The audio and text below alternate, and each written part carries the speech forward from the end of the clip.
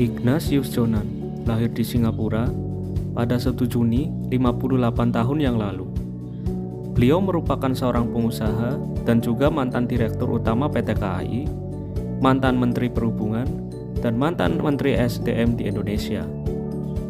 Nama Ignatius Jonan menjadi ramai dibicarakan karena dikenal sebagai sosok yang banyak membawa gebrakan baru pada wajah perkeretaapian Indonesia. Gebrakan tersebut ialah berorientasi pelayanan dunia perkeretaapian Indonesia kini sudah tidak seperti dulu lagi. Faktanya, Bapak Jonan telah menerapkan peraturan yang tegas dan baik untuk dampak pada dunia perkeretaapian Indonesia. Contohnya, mulai dari diberantasnya para calo tiket kereta, penerapan sistem boarding pass, pelayanan tiket daring, hingga penjualan melalui toko auto retail. Sejak dipimpin oleh Bapak Jonan, area stasiun mulai bersih dari pedagang asongan karena adanya pemeriksaan rutin dan peraturan tegas yang diterapkannya demi meningkatkan pelayanan pada penumpang yang aman dan nyaman. Kemudian contoh core value akuntabel yang diterapkan oleh Jonan adalah ketika menjabat sebagai Direktur Utama PT KAI, menggunakan gaya kepemimpinan transformasional. Kepemimpinan transformasional ini lebih menitik beratkan pada kepemimpinan yang karismatik dan menginspirasi atau memotivasi para karyawannya. Dalam memimpin, Jonan menggunakan prinsip leading by example atau memberikan keteladanan.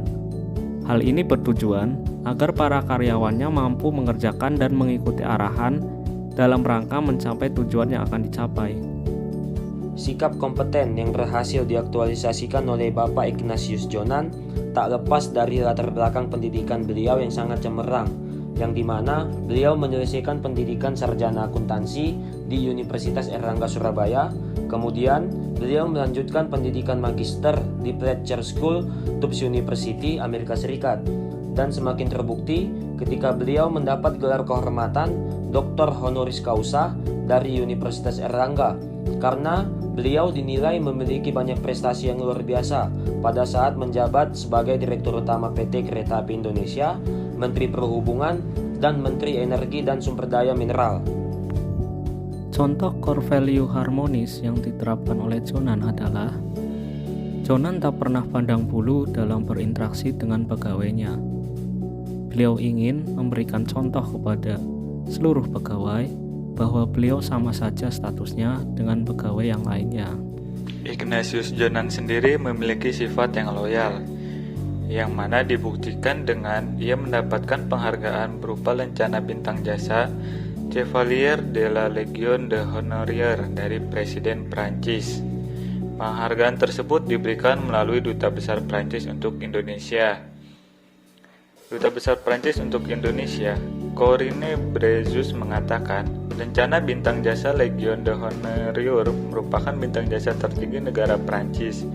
Penghargaan ini diciptakan oleh Napoleon Bonaparte pada tahun 1802 untuk menghormati jasa-jasa para pekerja sipil dan militer yang telah mengabdi diri bagi kemajuan kehidupan masyarakat negara dan dunia. Kemudian, contoh core value adaptif yang diterapkan oleh Jonan adalah penerapan tiket boarding. Tiket dapat dipesan melalui aplikasi PT KAI di smartphone maupun website. Hal tersebut membuktikan bahwa inovasi telah dilakukan dalam pemanfaatan kecanggihan teknologi. Seorang leader harus bisa membawa aura positif untuk bisa maju menghasilkan kinerja-kinerja terbaik bagi timnya. Maka dari itu dibutuhkan nilai-nilai kolaboratif. Leader tidak pernah menyalahkan tim atas kondisi dan sebagainya.